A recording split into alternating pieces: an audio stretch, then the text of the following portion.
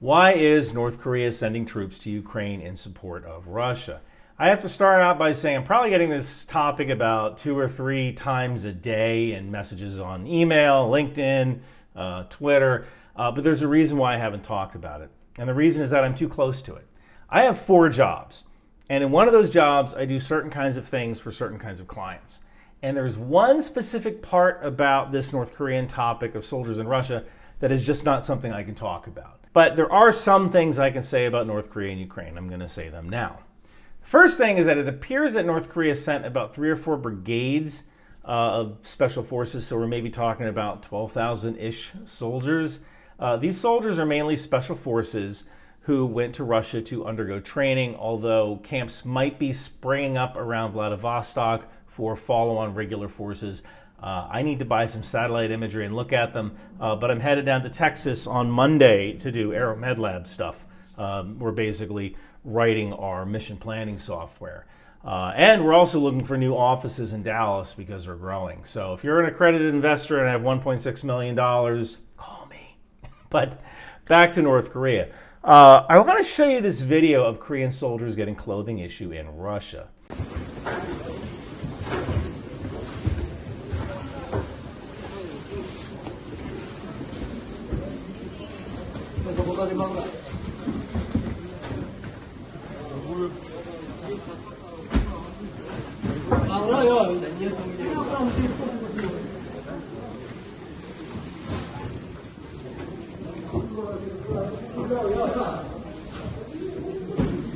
Now, I sent this video to my friends at Syracuse Consulting, who are a private intelligence company, kind of like the one I work for. Their expert linguists analyzed the video and confirmed that Russian and Korean were being spoken throughout the video. And Korean was being spoken with a North Korean intonation. A full report on what was said can be found at ryanmcbeth.substack.com for free. So what are these North Korean troops likely to do? Well, first let me go over what they're not likely to do. They're not likely to act as one-for-one fillers in the Russian army, just replacing Russians one-for-one as they are lost. And there's a few reasons for that. The main one is there is a massive language barrier. So North Korean soldiers won't necessarily be able to understand and comply with orders from Russian superiors. Now, Kim Jong-un, the current leader of North Korea, probably doesn't care if his men are wasted if they can't speak the Russian language, but Russian commanders sure as heck don't want their own troops to become casualties because the North Koreans who are embedded with them don't understand orders. So odds are that these North Korean units will operate as separate brigades that might plug gaps or reinforce Russian lines or allow Russian forces to rotate out of the front and rest. And you only need a Russian or Korean speaking liaison with the high command of the Russian or North Korean forces in order to make that happen. So there's fewer translators that you need.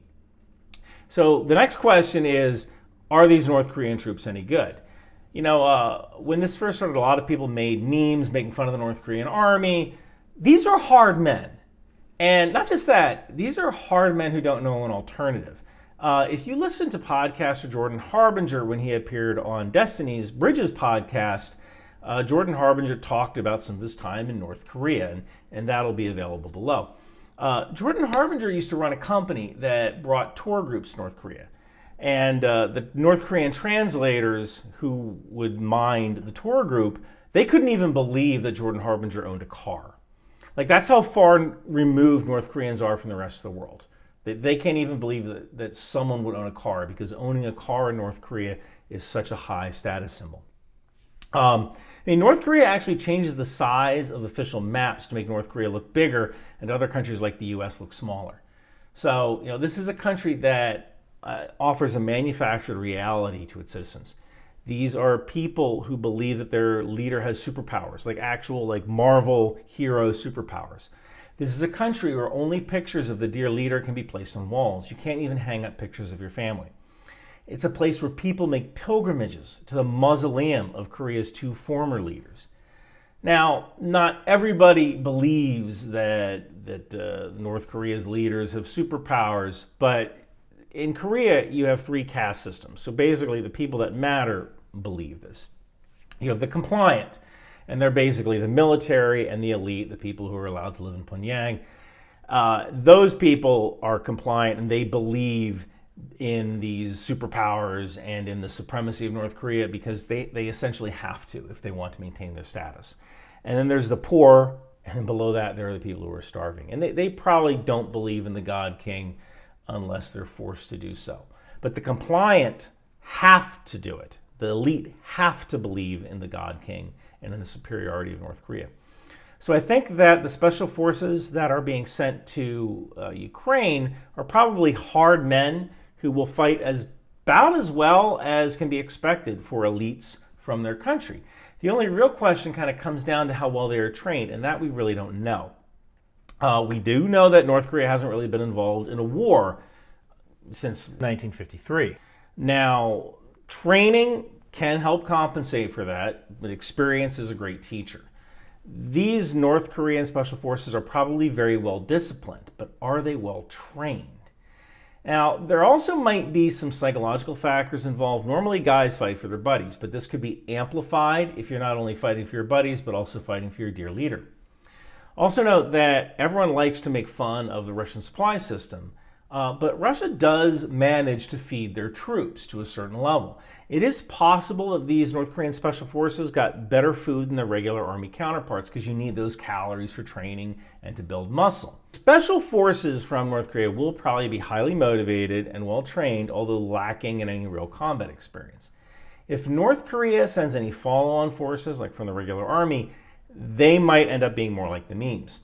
North Korea has a mandatory service for men which lasts 10 years, and a lot of times those men are used for farm labor. So they might not be very effective if they are sent. But there is something to be said for mass. If you take a look at American Confederate General Nathan Bedford Forrest, he supposedly attributed his prowess and his victories to the quote, "I get the fustest with the mostest." Now that quote is probably somewhat apocryphal, but mass is a factor along with time and battle space, which are basically three elements of this maneuver warfare triangle. Hordes of poorly trained North Korean conscripts can soak up bullets. And if the dear leader doesn't particularly care of the poor, or if the poor people in his regime never come back, well, that's fewer mouths to feed. So what does North Korea get out of all this? Well, most likely food aid from Russia and cheap oil from Russia. I also wouldn't be surprised if Russia was also sharing tech. So North Korea gets closer relations with Russia, they get free stuff, and then some of their poorer classes are removed, which means more food for those who remain. Although that could be a question because famine in a lot of authoritarian countries like North Korea or Venezuela is a feature, not a bug. Hungry people don't riot or protest because they simply don't have the calories, or they spend all their day trying to find food. So what does all this mean for Ukraine? Nothing good. During this whole war, Ukraine has asked for nothing but weapons and ammunition. They haven't asked for a single man other than volunteers. And they have been holding off the Russians by using tech, loitering munitions, first-person view drones. And it also helps that right now, Ukraine is on the defensive. It's easier to defend than attack because you just lose fewer troops every day defending. But nobody ever wins a war by defending. 12,000 North Korean soldiers aren't going to make much of a difference, but 100,000 regular troops might present a big problem. Now, this also might be a ruse. North Korea might be like that neighbor who borrows your leaf blower and then always finds an excuse not to return it. So 4 brigades of special forces might be a small donation, and then North Korea never actually intends to send more troops, and they'll come up with excuse after excuse why, it is just not possible right now. Surely we'll send more troops, but we just need a little more diesel fuel to run the trains. Surely a country as mighty as Russia can spare more diesel. And then Russia sends diesel, and I'm so sorry, Vlad, it is not possible right now. Sending more troops. Our army is helping dig a new nuclear reactor, but surely if you sent us more earth movers, we could free those troops up, and on and on and on. So that is one possibility. But it is also possible that North Korea will send hundreds of thousands of troops. Now, I don't know how to solve that problem without a third country getting involved in Ukraine on Ukraine's side. Poland and France have floated the idea of sending defensive troops to Ukraine. If they want to go down that path, now might be the time to do it. This war is far from over, and it's going to get worse before it gets better. And hey, if you want to support the channel, I have a Navy grab bag with my Department of the Boat People hoodie and Live, Laugh, Launch for Arleigh Burke-class destroyer, along with a couple of stickers. It all goes to keeping this channel alive because God knows YouTube revenue sure doesn't. Special thanks to Siracus Consulting for translating the video, which again, you can find the translation at ryanmcbeth.substack.com for free. And thank you guys so much for watching. Oh man, I'm so bored! Christ on crutches with a permanent profile. That's because you have the wrong toys. You need a Ryan McBeth in action figure from the Knife Hand Company. That's right, Ryan McBeth in action figures go everywhere. Put them on your desk, your Crocs, your keychain. You can even ask Ryan advice. Ryan, why does Daddy ignore me when I'm over his house for the weekend? Because your new mommy is way hotter than your old mommy. Trading cards! You get a free trading card in every box! Now that's Ryan-rific! So come on down to the Knife Hand Company and get your in-action figure today! Alcoholism, cigarettes, and non-service connected hearing loss sold separately.